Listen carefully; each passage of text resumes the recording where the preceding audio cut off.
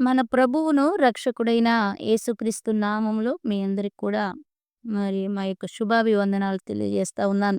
ప్రియమైనటువంటి దేవుని యొక్క బిడ్డలారా, మరి మరో అంశంతో మీ ముందుకు రావడానికి దేవుడు నాకు కృప చూపించాడు.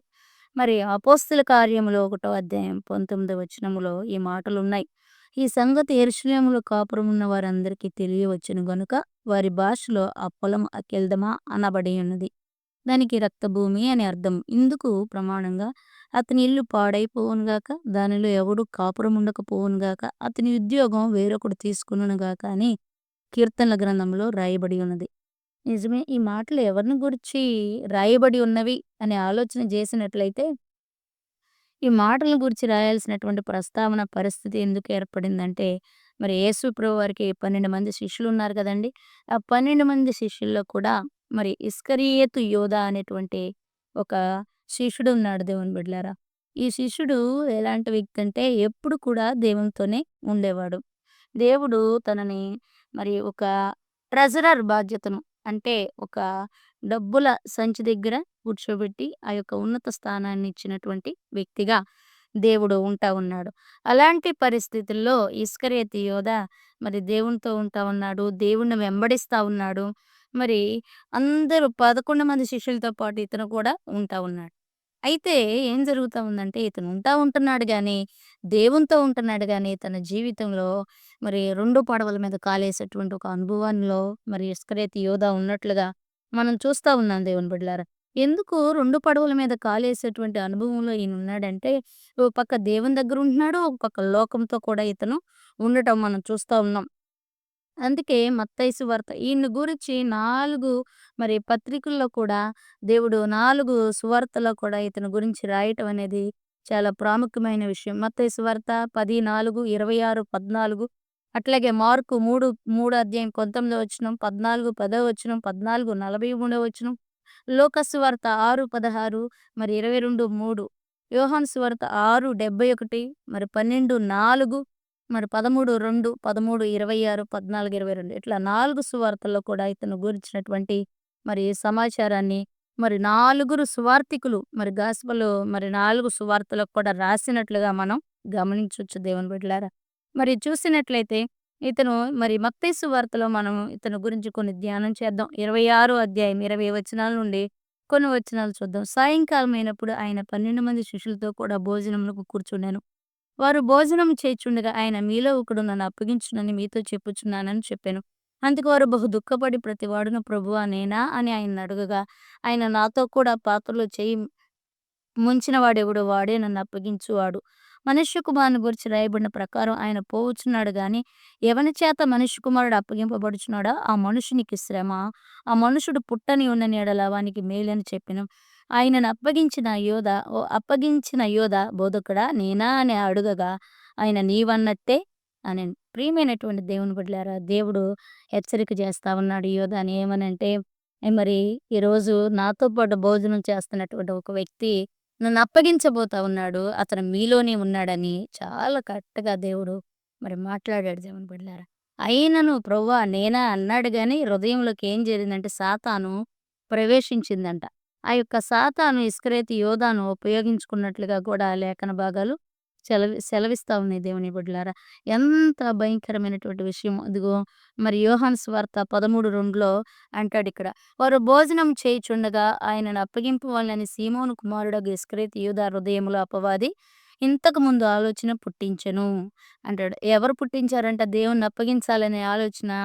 మరి అపవాది పుట్టించిందంట దేవుని బిడ్డలారా. అట్లాగే లూకా సువార్త 22:3 అంటాడు. అంతటా 12 మంది శిష్యుల సంఖ్యలో చేరిన ఇస్కరియోతు యూదా అనబడిన యూదాలో సాతాను ప్రవేశించింది అని చెప్పేసి రాస్తాడు. అంటే దేవునితోనే ఉంటున్నాడు దేవుని బిడ్డలారా. ఇక్కడ మీకు తెలుసుకోవాల్సినటువంటి విషయం ఏంటంటే, ఇతను దేవునితోనే ఉంటున్నాడు. దేవుని వెంబడిస్తా ఉన్నాడు. దేవునితోనే తన జీవితాన్ని గడుపుతా ఉన్నాడు. కానీ తన జీవితంలో ఏం జరుగుతా ఉందంటే, మరి దేవునిని పూర్తిగా అనుభవించలేనటువంటి పరిస్థితిలో ఉంటున్నాడు. దేవుని గురించి తెలుసు. దేవుని అడుగుజాడలు తెలుసు. దేవునిలో ఎలా ప్రవర్తించాలో, ఎట్లా ఉండాలో సమస్తం కూడా ఇస్కరియోతు యోధాకు తెలుసు దేవుని బిడ్డలారా. కానీ తనేం చేస్తా ఉన్నాడంటే, తనలో ప్రవేశించినటువంటి అపవాది మీద జయం పొందలేని వాడిగా ఉంటా ఉన్నాడు. దేవుడు ఎన్నో అవకాశాలు ఇస్కరియోతు యూదా జీవితంలో కల్పించాడు. ఇస్కరియోతు యూదాకి ఎన్నో అవకాశాలిచ్చాడు. ఎన్నో ఛాన్సెస్ దేవుడిచ్చినట్లుగా మనం చూస్తా ఉన్నాం. మరి యూదా మరి దేవునితో 12 మంది శిష్యులతో ఉంటున్నాడు. మరి యూదా హృదయంలో ఏముందో యేసు ప్రభువారికి తప్ప తక్కిన 11 మందికి కూడా తెలియనటువంటి పరిస్థితి దేవుని బిడ్డలారా. పాపంపై జయం లేనటువంటి యోధాగా మరి ఇస్కరియోతు యూదా ఉంటా ఉన్నాడు. మరి దేవుడు డైరెక్ట్‌గా చెప్పాడు, గద్దించాడు, హెచ్చరించాడు. పలానా మరి వ్యక్తి నన్ను అప్పగించబోతా ఉన్నాడు. ఒకవేళ తను నన్ను అప్పగిస్తే ఆ మనుషుడికి శ్రమ అని కూడా దేవుడేం జేశాడు మాట్లాడడం జరిగింది దేవుని బిడ్డలారా. కానీ ఈ యొక్క ఇస్కరియోతు యూదా అవేమీ పట్టించుకోలేదు. మరి బేరం కుదుర్చుకున్నాడు. మరి దేవుణ్ణి అప్పగించడానికి ఎంతగానో ఇష్టపడినటువంటి వ్యక్తిగా మరి ఇస్కరియోతు యూదా ఉండటం అనేది చాలా దుఃఖకరమైనటువంటి విషయం. అందుకే అంటున్నాడు కదా! అతని ఉద్యోగాన్ని వేరే వారు తీసుకుంటారు.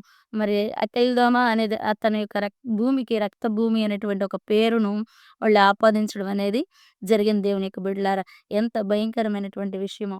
మరి 14వ వచనంలో కూడా చూస్తే మత్తయి సువార్త 26:14లో అప్పుడు 12 మందిలోనొకడు ఇస్కరియోతు యూదా ప్రధాన యాజకుల యొద్దకు వెళ్లి, నేనైనా అప్పగించిన యెడల నాకేమిత్తురని అడిగెను.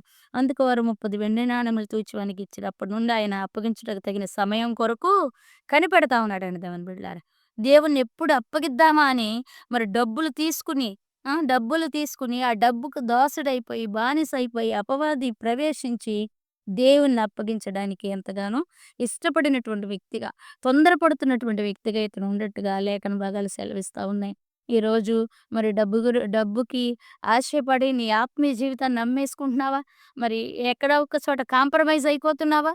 నీ భక్తి జీవితంలో నీ అధికారి చేయమన్నవి చేస్తూ పడిపోతున్నటువంటి పరిస్థితులు నీ జీవితంలో ఉన్నాయా? మరి దేవుడు మాట్లాడుతా ఉన్నాడు. అట్టి పరిస్థితుల నుంచి నిన్ను విడిపించగలిగిన వాడు దేవుడే. ఎప్పుడు కూడా పాపం మీద జయ జీవితం లేకపోతే నువ్వు ఉంటున్నటువంటి పాపపు స్థితిలో నుండి బయటికి రాలేకపోతే ప్రభువు నీకు ఛాన్సెస్ ఇస్తాడు, అవకాశం ఇస్తాడు, సహాయం చేస్తాడు. అయినను దాన్ని నీవు ఉపయోగించుకోలేకపోయినట్లయితే నువ్వు కూడా ఇస్కరియోతు యూదాలాగా మరి నరకానికి వెళ్ళాల్సినటువంటి పరిస్థితి వస్తది. సాతాను ప్రవేశించినప్పుడు బానే ఉంటది గానీ, అది తర్వాత తర్వాత దేవునికి, మనకి భయంకరమైనటువంటి దూరాన్ని కలిగించి పెద్ద అగాధాన్ని సృష్టిస్తది దేవుడు బిడ్డలారా. పెద్ద అగాధాన్ని సృష్టించి మనల్ని ఆత్మీయ జీవితంలో కొంచెం కొంచెంగా మనల్ని ఏం చేస్తా ఉంటదంటే ఇబ్బంది పెట్టేటువంటి పరిస్థితులు, దేవునికి దూరం చేసేటువంటి పరిస్థితులు కల్పిస్తది. దేవుని వాక్యం మీద గాని, ప్రార్థన మీద గాని, పాటల మీద గాని దేని మీద కూడా ఆసక్తి లేకుండా మరి ఒక పని చేస్తూ మర్చిపోతూ మరొక పనిలోకెళ్ళిపోతూ అట్లా పిచ్చి పిచ్చిగా ఉండేటట్లుగా చేస్తది పాపం. కాబట్టి దేవుడు అంటున్నాడు, నువ్వు పాపం మీద జయం పొందుకోవాలి. పాపం మీద విజయాన్ని పొందాలని దేవుడు ఈ రాత్రికాల ఈ ఉదయకాల సమయంలో ఇస్కరియోతు యోధా ద్వారా ఆశపడతా ఉన్నాడు దేవుని బిడ్డలారా. మరి నిజంగా చూడండి. మరి తర్వాత మరి అదే మత్తయి సువార్త 45, 40, 48, 49లో ఆయనను అప్పగించువాడు నేనెవరిని ముద్దు పెట్టుకుందునో ఆయనే యేసు. ఆయనను పట్టుకొనుడని వారికి గుర్తు చెప్పి వెంటనే యేసునొద్దకు వచ్చి బోధకుడా నీకు శుభమని చెప్పి ఆయనను ముద్దు పెట్టుకొనెను. అప్పుడు యేసు చిలికాడా నీవు చేయవలసినది చేయమని అతనితో చెప్పగా వారి దగ్గరకొచ్చి ఆయన మీద పడి ఆయనను పట్టుకునేవి. చూసారా దేవుని బిడ్డలారా, దేవుణ్ణి అప్పగించేశాడు. అప్పగించేసి మరి ముద్దు పెట్టుకున్నాడంట. కపటపు ముద్దు, కపటపు నాటకం. ఇన్నాళ్ళు దేవుడికి ఆ విషయం తెలుసు దేవుని బిడ్డలారా. ఏదో తన అవసరం కొరకు ఆ డబ్బు సంచి నిండడం కోసం ఆ డబ్బు చాలదన్నట్టు మళ్ళీ ప్రధాన యాజకుల దగ్గర 30 వెండి నాణాలకి యేసు ప్రభువును అమ్ముకున్నటువంటి దౌర్భాగ్య స్థితి. ఈరోజు దేవుడు మాట్లాడుతా ఉన్నాడు. డబ్బు మీద వ్యామోహంతో జీవితంలో ఏదో ఒక ఉన్నత స్థానానికి వెళ్ళిపోవాలని ఒక దైవజనుడిగా, లేకపోతే ఒక విశ్వాసిగా, ఒక దేవుని యొక్క బిడ్డగా నువ్వే స్థితిలో ఉన్నావు. ఒక రేతుల్లోనే స్టార్ అయిపోవాలని ఈరోజు డబ్బు మీద వ్యామోహంతో ఇస్కరియోతు యూదాలో ప్రవేశించినటువంటి ఆ చీకటి, ఆ అపవాది సాతాను యొక్క స్వభావం, ఆ ప్రభావం నీ మీద పడుతుందేమో చాలా జాగ్రత్తగా ఆలోచించమని ప్రభు జ్ఞాపకం చేస్తా ఉన్నాడు దేవుని బిడ్డలారా. ఎందుకంటే మన చుట్టూ ఉన్న సౌకర్యాలు ఏం చేస్తాయంటే మనల్ని దేవునికి దూరం చేస్తా ఉంటాయి. మరి కాబట్టి మరి మనం భయంకరమైన దుర్దినాల్లో మరి రాకడకు చాలా సమీపంగా ఉన్నా గనక మన భక్తి జీవితాన్ని మనం పాపం పైన ఇంకెక్కడైనాను పాపంలో మరి బయటికి రాలేని స్థితులు ఉంటే వాటి నుంచి జయం పొందుకుని దేవుని కొరకు మరి బ్రతికితే మరి నిత్య నరకం నుండి తప్పించబడి పరలోకానికి చేరతావని దేవుడు జ్ఞాపకం చేస్తా ఉన్నాడు. అలాగే 27 అధ్యాయం మత్తయి సువార్త 3కొచ్చేసరికి ఇక్కడ పశ్చాత్తాపడుతున్నాడు.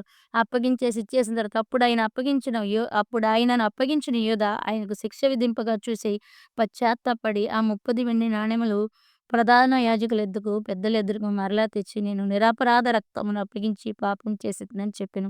వారు దానితో మాకేమి నీవే చూచుకొనమని చెప్పగా అతడు ఆ వెండి నాణెములు దేవాలయంలో పారవేసి పోయి ఊరి పెట్టుకొనెను. ప్రధాన యాజకులు ఆ వెండి నాణెములు తీసుకుని ఇవి రక్త క్రయధనం గనుక వీటిని కానుక పెట్టెలో వేయ తగదని చెప్పిరి.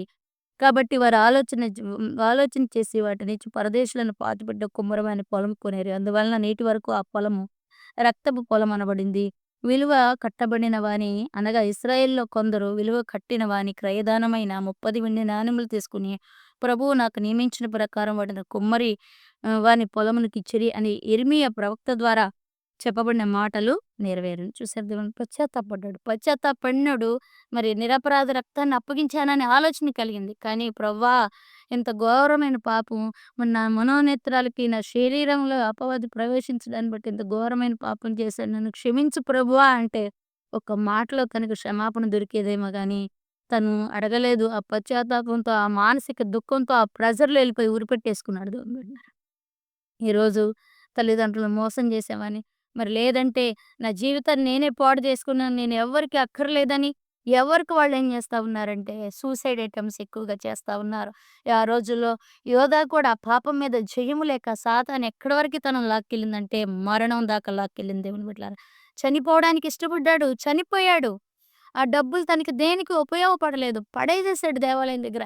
ఎప్పుడైతే తను నీతిమంతుడిని అప్పగించానో, నిరపరాధిని అప్పగించానో, మరి నేను నాతో ఉన్నవారిని నేను అప్పగించాననేటువంటి రియలైజేషను, ఆ పశ్చాత్తాప హృదయము తన హృదయం నొచ్చుకుందో, వెంటనే ఏం చేశాడంటే ఆ డబ్బులు అక్కడే పడేసి ఎళ్ళిపోయి ఊరి పెట్టేసుకున్నాడు దేవుని బిడ్డలారా.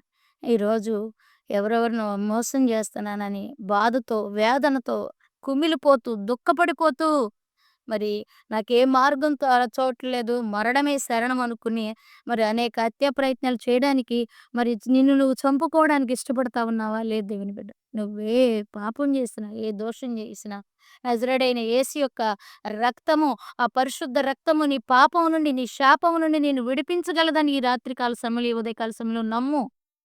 దేవుడు నిన్ను ఖచ్చితంగా ఆ యొక్క పాపం నుంచి విడిపించి, పశ్చాత్తాపపడి నువ్వు ఒప్పుకున్న పాపం నుండి విడిపించి నీకు నిత్య జీవాన్ని ఇవ్వడానికి ప్రభువైన యేసుక్రీస్తు వారి రక్తము, ప్రభువైన యేసుక్రీస్తు వారు పరిశుద్ధాత్మ దేవుడు, త్రియేక దేవుడు ఎప్పుడు కూడా నీకు దగ్గరగా ఉండాడని చెప్పడానికి నేను ఎంతగానో ఇష్టపడతా ఉన్నాను. మరి ఇస్కరియోతు యూదాలాగా పాపం మీద జయము లేక మరి దేవుని విషయంలో ఎంతో చక్కగా ఉండి, దేవునితోనే ఉండి, దేవుని మందిరంలో నుండి దైవజనుల్ని, దేవుని బిడ్డల్ని మోసం చేస్తూ, ఆ పాపంలో నుండి బయటికి రాలేక ఇబ్బంది పడుతున్నావేమో! దేవుడు నాకు తెలియదు గానీ, దేవుడు అంటున్నాడు, మరి సమస్త మానవాళి కొరకు నేను నా రక్తాన్ని చిందించాను గనక, మరి మీరు ప్రభువా నేను పాపినని ఒప్పుకుంటే చాలు. దేవుడు క్షమించి నీ జీవితానికి నెమ్మదినిస్తాడు.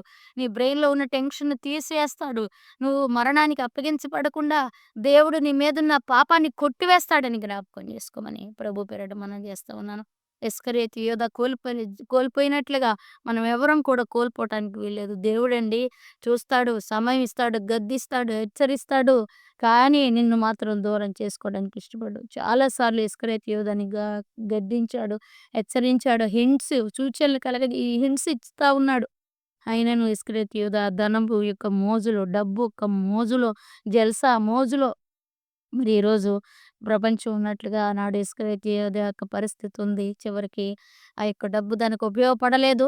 మరణమే శరణమైనట్లుగా తను చనిపోవలసిన పరిస్థితి వచ్చింది. తన యొక్క ఉద్యోగాన్ని వేరొకళ్ళకి మరి తీసుకుని మత్తయి అనేటువంటి వ్యక్తిని తనకు బదులుగా మరి 12 మంది శిష్యుల్లో కలపడం అనేది జరిగింది దేవుని యొక్క బిడ్డలారా. కాబట్టి చాలా జాగ్రత్తగా ప్రభు మాట్లాడుతున్నాడు. పాపం మీద జయం పొందుకుని దేవునికి ఇష్టమైన బిడ్డలుగా బ్రతకాలని, మరి దేవునితోనే ఉంటూ దేవుణ్ణి మోసం చేస్తూ, దైవజనులను మోసం చేస్తూ మీరు ఇబ్బంది పడొద్దని, ఒక నైట్‌కి స్టార్ అయిపోవాలని ఆలోచించొద్దని, మరి దినదినము అభివృద్ధిలోకి తెచ్చే దేవుడిని మనం కలిగి ఉన్నామని, ఆయన కలిగి ఉన్నప్పుడు మరి ఆరోగ్యము, మరి ధనము సమస్తంతో కూడా పీస్ ఆఫ్ మైండ్, హృదయములో మనశ్శాంతిని, రక్షణానందమును దేవుడు కలుగజేస్తాడని మీకు జ్ఞాపకం చేస్తూ ఈ మాటలు చూడడానికి నేను ఎంతగానో ఇష్టపడతా ఉన్నాను. ఇట్టి మాటలను ప్రభు మన వినికిడిలో దీవించి, ఆశీర్వదించి బలపరచును గాక. ఆమేన్. God bless you.